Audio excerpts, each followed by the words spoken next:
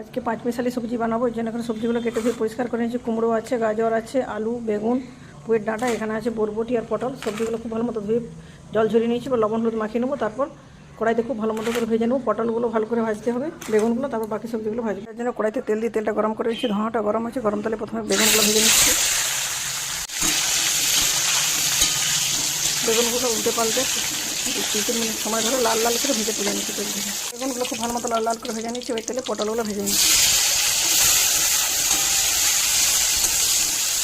Medium হিটে 5-6 minute সময় ধরে পটলগুলো খুব ভালো মতো করে ভেজে নেবো, যেমন একবার ব্রাউন কালার হয়ে যায়। পটলটা ভাজা হয়ে গেছে। কড়াইতে যেহেতু বেশি পরিমাণ তেল দিয়েছিলাম, অনেকটা তেল আছে, সেই তেলে বরবটিগুলো ভেজে নিচ্ছি।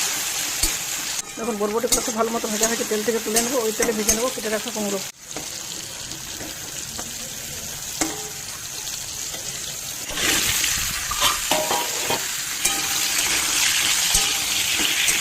ভাজা হয়ে গেছে, অনেকটা সিদ্ধ হয়ে গেছে। কুমড়োগুলো তেল থেকে তুলে নিচ্ছি। যে তেল থেকে তাদের সবজিগুলো ভাজা হয়ে গেছে, এবার বাকি সবজিগুলো ভাজা বা বাকি রান্নাটা করার জন্য কিছুটা তেল অ্যাড করতে হবে। তেল দিচ্ছি, তার মধ্যে দিচ্ছি কালো জিরে, গোটা জিরে, তেজপাতার ফোড়ন। তারপর ফোড়নটা ভাজা হয়ে গেছে, এখানে আলু, গাজর আর পুঁই ডাঁটাগুলো ভেজে নিচ্ছি।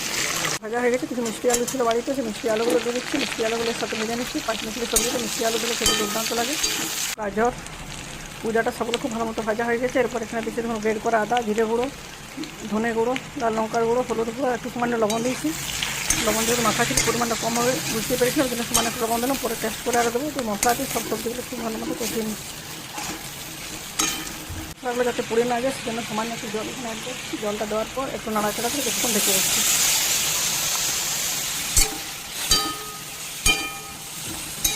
ফিরে আসছি 5 মিনিট পর। ফিরে এলাম 5 মিনিট পর। 5 মিনিট সময়ের মধ্যে সবজিগুলো আমার সিদ্ধ হয়ে গেছে। জলটা দেখে মশলাও শুকিয়ে গেছে। বাকি ভেজে রাখা সব সবজিগুলো এখানে দিয়ে দিচ্ছি।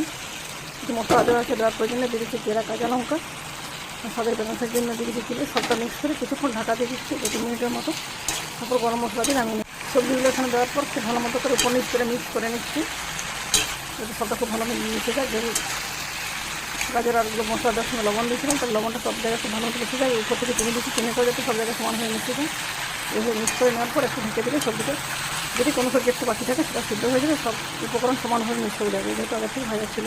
সবজিগুলো একসাথে দেওয়ার পর কিছুক্ষণ ঢেকে দিয়েছিলাম লো টু মিডিয়াম হিটে। সবজিটা কি সুন্দর মিশে গেছে দেখুন, একদম মাখা হয়ে এসেছে। আরেকবার উপর নিচ করে মিক্স করে দিচ্ছি, যাতে সমস্ত উপকরণ একইভাবে সব জায়গায় মিশে যায়। কম বেশি না থাকে লবণটা টেস্ট করে নিয়েছিলাম, লবণ ঠিক আছে। ঝালটা আমি ঝালের জন্য সামান্য একটু গুঁড়ো লঙ্কা দিয়েছিলাম, পরে কাঁচা লঙ্কা দিয়েছি। টমেটো দিলাম না, অনেকে ইউরিক অ্যাসিডের প্রবলেম থাকে, তারা টমেটোটা বাদ দিয়ে দেবেন। সবটা খুব ভালো মতো মিক্স করে নেওয়ার পর এখানে দিয়ে দিচ্ছি 1 চামচ গরম মশলার গুঁড়ো। তারপর ঢেকে দিচ্ছি 5 মিনিটের মতো। 5 মিনিট পর ঢাকা খুলে সার্ভ করবো। সে